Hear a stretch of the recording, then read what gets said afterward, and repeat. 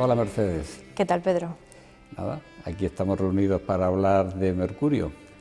La verdad es que es un placer comenzar con esta primera charla del ciclo sobre el Mercurio de Cazorla que tenemos en la obra invitada.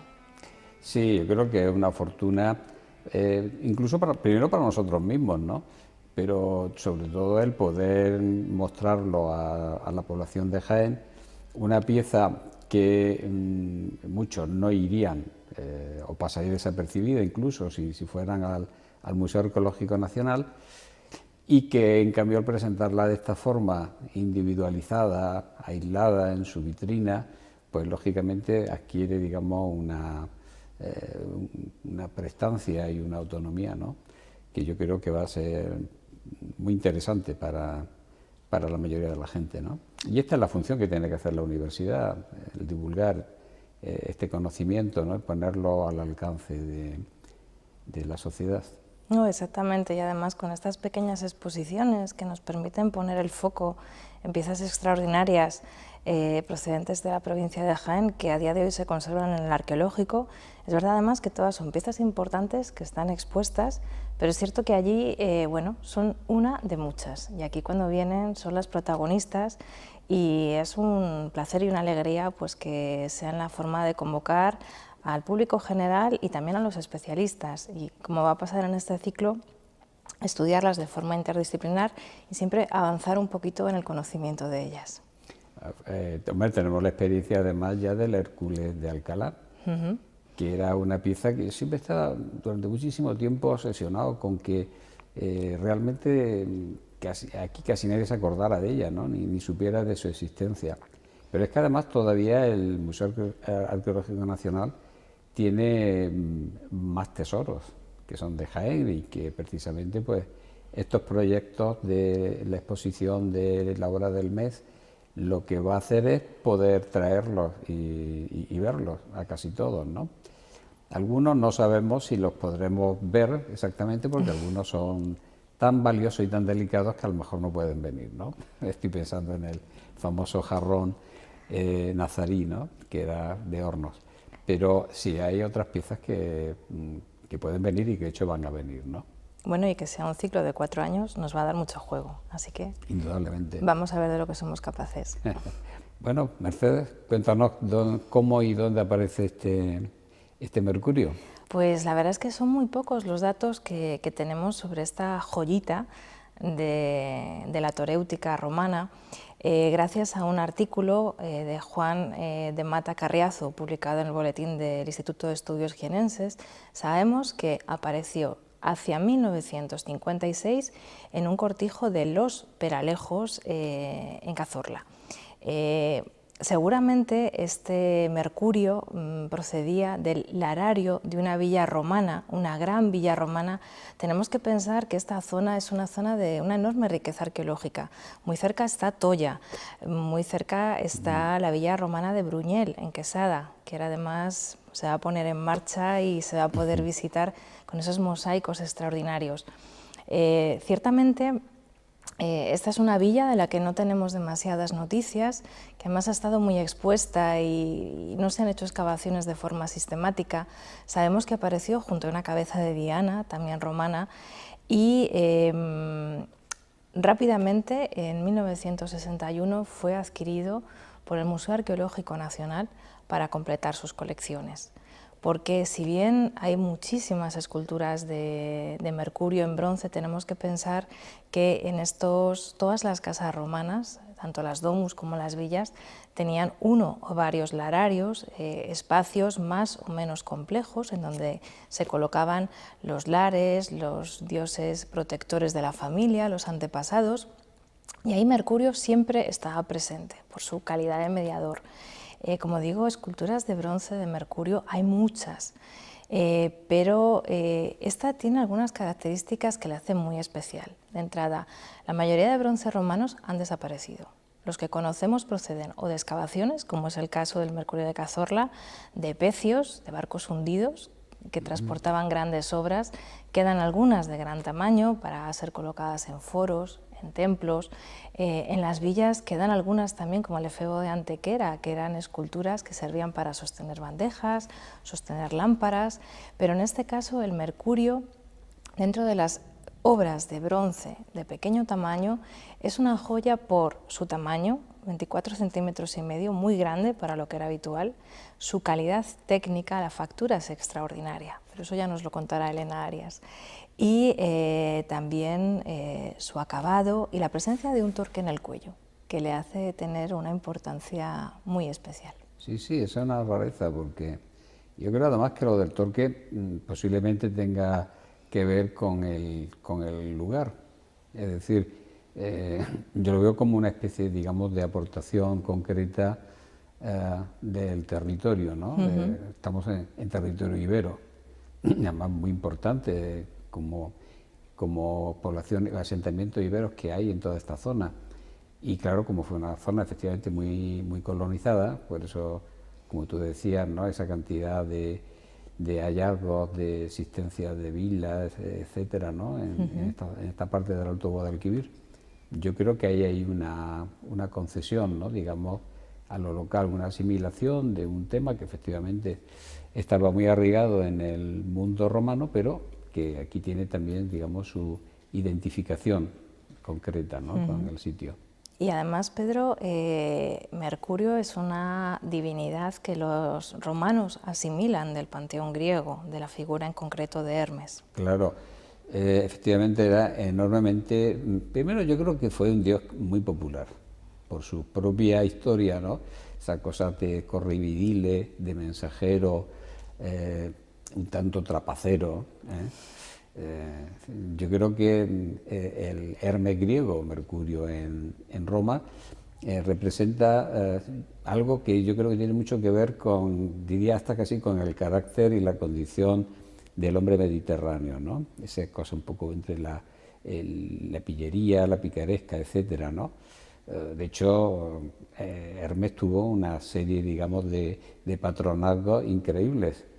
Claro, el más conocido es el del comercio, que es el que además yo creo que tiene más relación con esta pieza que tenemos aquí, pero bueno, fue hasta de los ladrones también, ¿no? Y de los caminantes, para aquello de el de los pies ligeros, el que está constantemente en movimiento, etcétera, ¿no?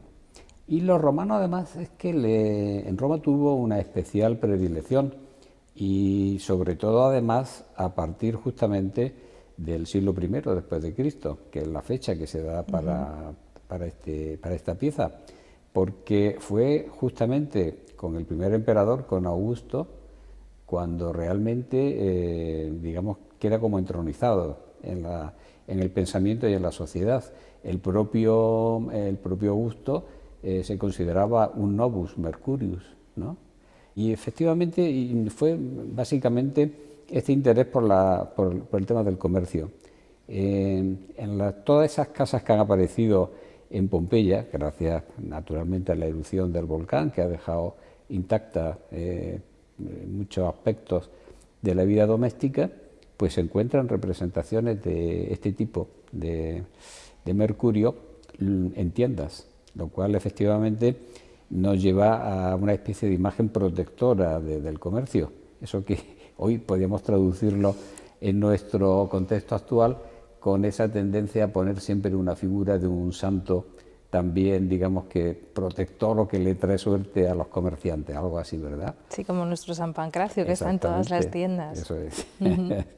Y fíjate que decía que, claro, que los romanos vieron sobre todo en Mercurio ese carácter comercial, porque ellos realmente le introducen una novedad iconográfica, que es colocarle el marsupium, la bolsa, en la mano.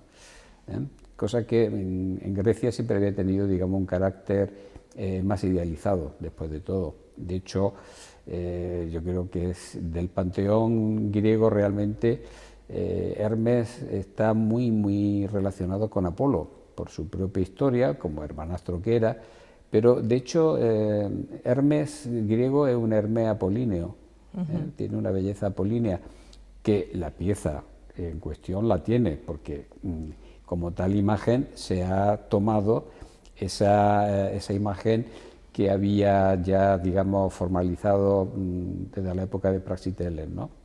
Ahora, insisto, tiene ese elemento, aunque esté la mano perdida, pero sabemos que en la mano llevaba el marsupium y esto lo vincula con ese carácter comercial fundamentalmente, ¿no? Y entre el interés por el comercio y el interés, como tú decías antes, de elemento protector, pues claro, no es de extrañar que hubiera muchas de estas piezas dentro de lo que era, casi diríamos, el ajuar doméstico, ¿no? Aunque con ese carácter siempre, digamos, elevado que le daban a este tipo de piezas al colocarla a la entrada de la casa, por su carácter de elemento talismán, protector y todo esto, ¿no? En resumen, yo creo que Mercurio en el contexto romano fue un símbolo realmente del orden, un símbolo del orden y de la misma civilización. Sí, porque además hemos hablado del dios del comercio.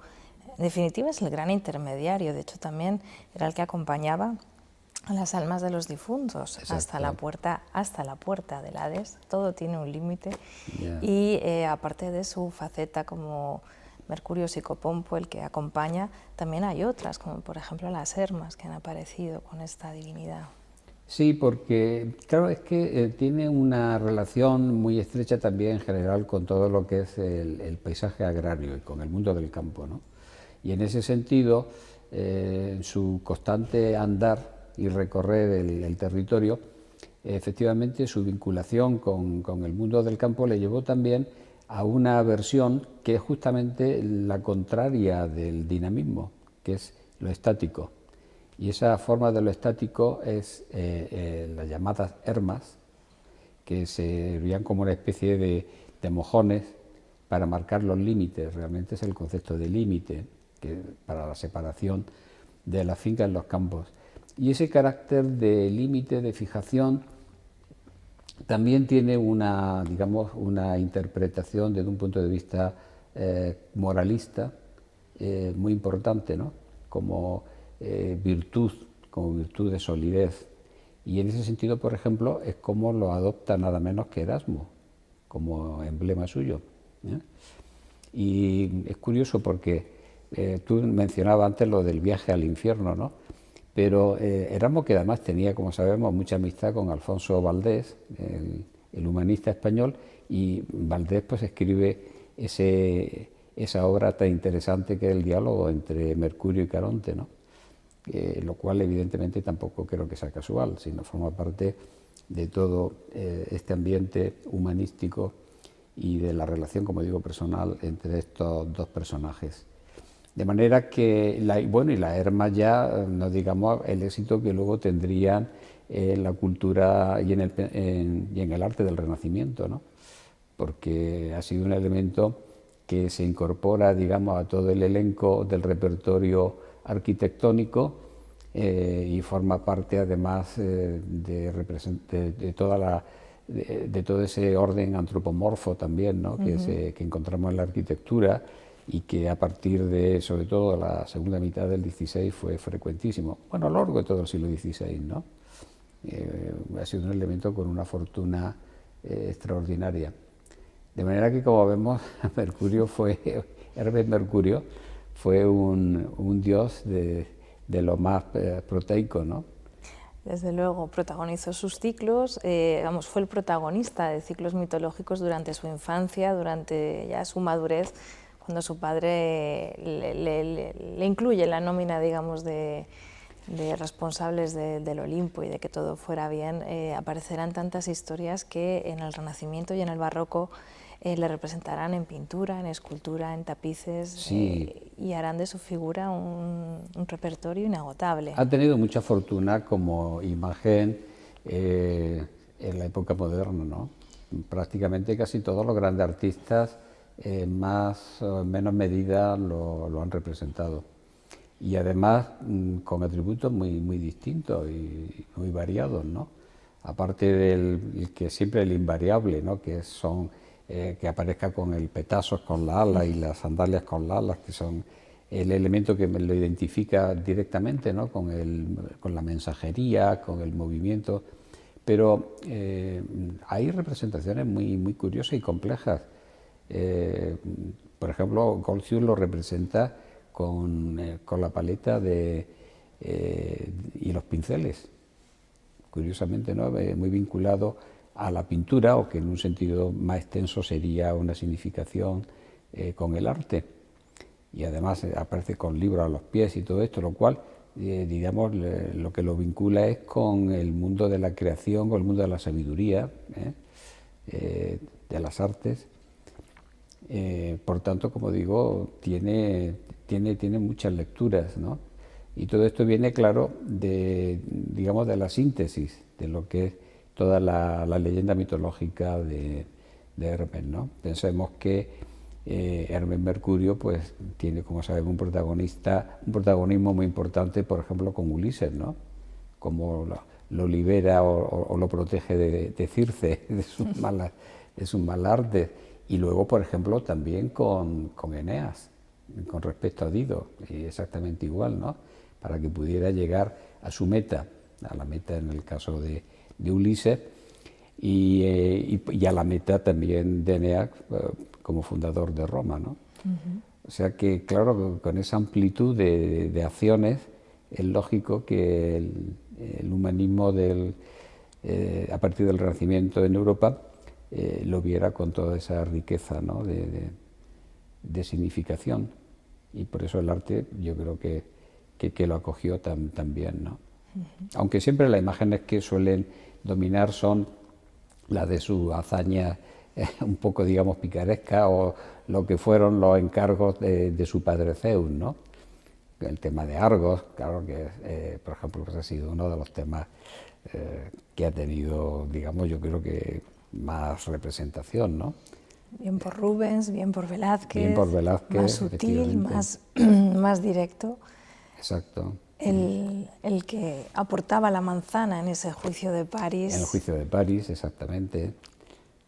Con esa relación es curiosa, la relación, por ejemplo, con Apolo, como ya he dicho, porque los dos participaban de ese concepto de belleza, pero también entre los dos hermanos, pues claro, hay, digamos, hay un juego de pillería, ¿no? Porque ya sabemos que el mismo día del nacimiento, pues no se le ocurre otra cosa que robarle el ganado a Apolo, ¿no? Y entonces, pues claro, lógicamente viene la respuesta de Apolo, el otro pues lo conforma regalándole el arpa, ¿no? Porque como es muy ingenioso y muy hábil Mercurio o Hermes, pues del caparazón de una tortuga, pues sabe hacer una lira, ¿no? El otro a su vez lo compensa a él con el caduceo, con el famoso la vara con las dos serpientes, etcétera. El agradecimiento por la flauta, o sea que Claro. en realidad los grandes símbolos de Apolo vienen de Hermes y vienen de Mercurio. Claro, ahí hay un intercambio, ¿no? Entre ingenio, sabiduría y, digamos, ese otro carácter de virtud moral, excelsa, ¿no? que representa Apolo. En fin, bueno, es que el mundo de la leyenda mitológica es riquísimo y apasionante, ¿no? Exactamente. Y además es tan plástico que no es de extrañar que tanto la literatura como el arte se haya hecho eco.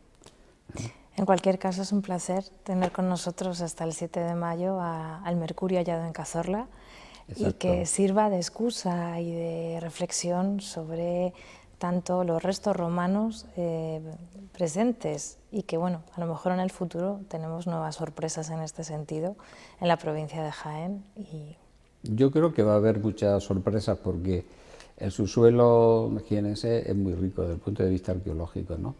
Y además, como tuvo esa intensa colonización, sobre todo por el tema de las minas, pues ya se ha visto que ha sido escenario de grandes batallas, de enfrentamiento entre los dos grandes poderes de aquella época, de Cartago y de Roma, y lo que es también muy importante, la relación, lógicamente, que tuvieron con la población original, con los iberos, ¿no? Y vuelvo a lo mismo, posiblemente ese torque que luce en el cuello este Mercurio, pues sea una concesión, un guiño a la identificación con el territorio, ¿no? Es curioso, un bronce seguramente realizado en la Magna Grecia, llega a Cazorla, recibe un torque y siglos después está aquí con nosotros. Exacto. Muchas gracias, Pedro. A ti.